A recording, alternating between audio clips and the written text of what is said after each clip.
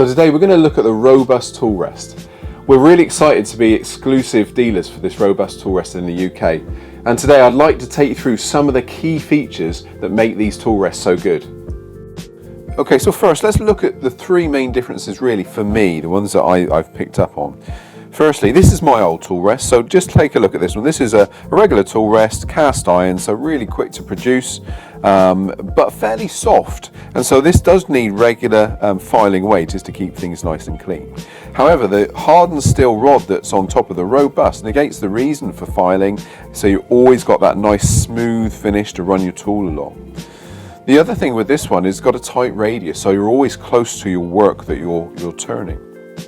The other thing, this is a fairly rough surface on the casting here, where here this is a lovely polished surface, so your hands can run along the tool rest without being stopped.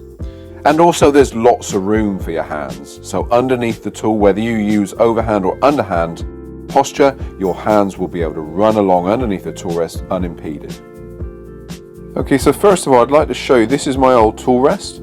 And what happens when I lower the handle, look at the pivot point, how it changes from front of the tool rest to the back of the tool rest. Now if you're using a skew chisel or even shear scraping, sometimes that can lead to a catch. So let's just have a look at the robust tool rest and how that differs. Okay, so now the robust tool rest, and you can see the tight radius here, and behind that radius, that contact area, there is no steel, so plenty of room here for my hands, and also raising and lowering the handle, you've still got that maximum contact close to the workpiece. Whether you're using the underhand grip or whether you're using an overhand grip, you've got plenty of room. The other thing, an important thing to note here, is the surface, how smooth this is. So if you are using the underhand grip, your fingers can glide along that tool rest really, really nicely.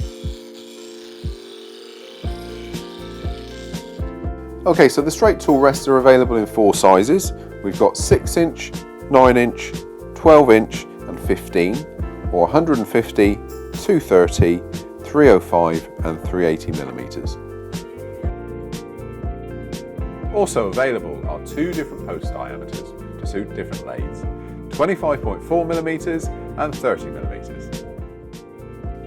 2 curved bowl rests are available, internal and external, and also 2 post sizes, 1 inch and 30 millimeters. So here we are, we've got a rough turn bowl here. Look how the internal bowl rest allows me to keep really, really close to the timber as I'm cutting all the way down to that bottom surface. So for maximum control. And again, on this same rough turn bowl, look how close the external curved tool rest is now. So that means that I can come all the way around, again, really, really close. No, I don't need to adjust the tool rest. I can shear scrape because that low angle.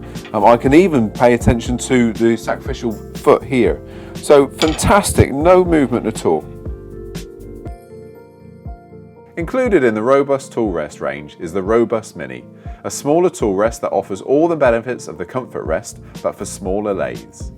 Available in 4 lengths, 76mm, 100mm, 150mm and 230mm. Each rest has a 16mm post diameter suited for smaller lathes.